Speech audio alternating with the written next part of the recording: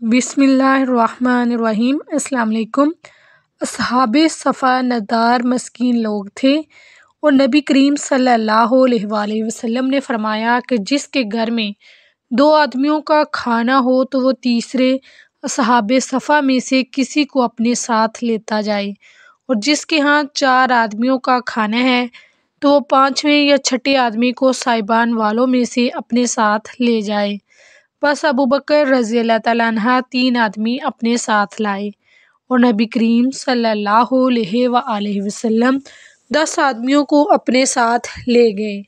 عبد الرحمن بن ابی بکر رضی اللہ تعالیٰ عنہ نے بیان کیا کہ گھر کے افراد میں اس وقت باپ، ماں اور میں تھا۔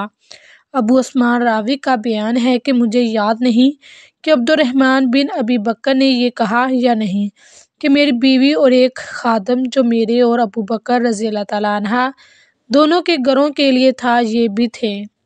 خیر، ابو بکر رضی اللہ تعالیٰ عنہ نبی کریم صلی اللہ علیہ وآلہ وسلم کے یہاں ٹھہر گئے اور غالباً کھانا بھی وہیں کھایا۔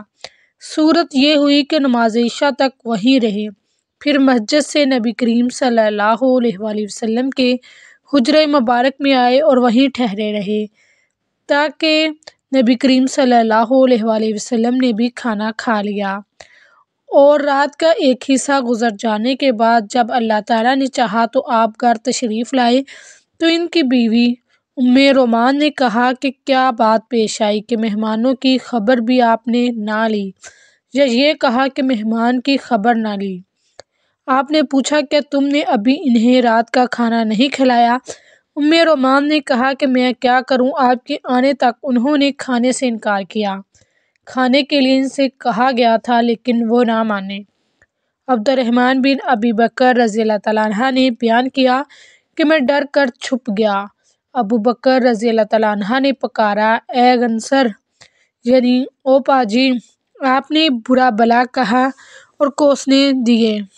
فرمایا کہ کھاؤ، تمہیں مبارک نہ ہو، خدا کی قسم میں اس کھانے کو کبھی نہیں کھاؤں گا۔ آخر مہمانوں کو کھانا کھلایا گیا۔ عبد الرحمن رضی اللہ تعالیٰ عنہ نے کہا، خدا گواہ ہے کہ ہم ادھر ایک لقمہ لیتے تھے اور نیچے سے پہلے سے بھی زیادہ کھانا ہو جاتا تھا۔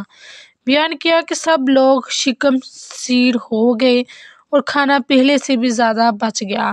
ابو بکر رضی اللہ تعالیٰ عنہ نے دیکھا تو کھانا پہلے ہی اتنا یا اس سے بھی زیادہ تھا۔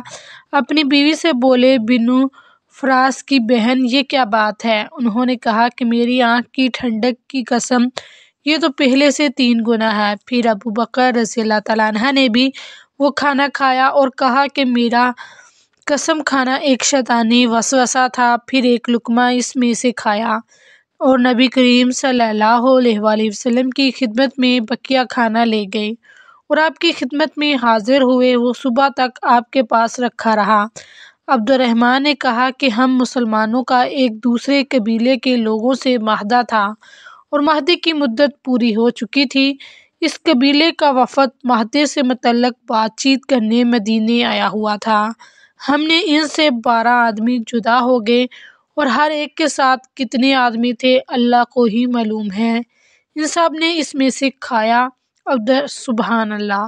عبد الرحمن رضی اللہ تعالیٰ عنہ نے کچھ ایسا ہی کہا، یعنی کہ کھانے میں اتنی برکت آ گئی کہ بعد میں بھی 12 آدمیوں نے اسی میں سے کھایا لیکن کھانا پھر بھی کم نہ ہوا۔ سبحان اللہ! تو پیارے ناظرین، اس واقعے سے ہمیں یہ پتہ چلتا ہے کہ مہمانوں کو کھانا دینے سے ہمارے کھانے میں کوئی کمی نہیں آتی بلکہ برکت اور رحمت ہی آتی ہے۔ آپ بھی اپنے مہمانوں کا خوب استقبال کیا کریں اور اس حدیث کو آگے لازمی شیئر کریں۔ جزاک اللہ۔